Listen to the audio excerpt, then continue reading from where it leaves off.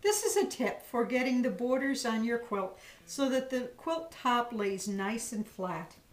It might seem like it would be easiest, especially on a big quilt, to just put your borders down, sew until you got done, and then lop off the excess.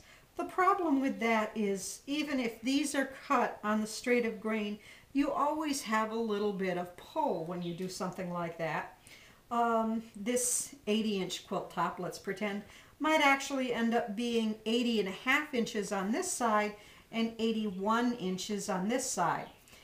If you just put your border down and sew until you're done and then cut it off, you haven't compensated for that and the quilt gets off by a little bit.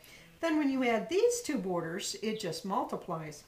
So what I'd like you to do is measure your quilt top through the middle and then cut two borders to that measurement. You're going to sew these borders on, matching the middle of these borders with the middle of the block, both top and bottom.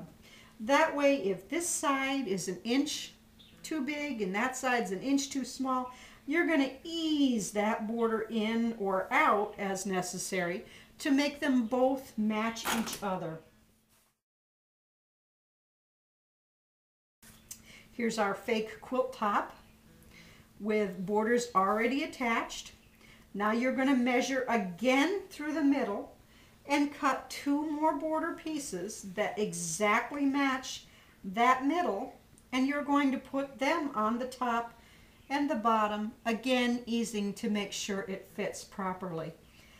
This should give you a perfectly square quilt.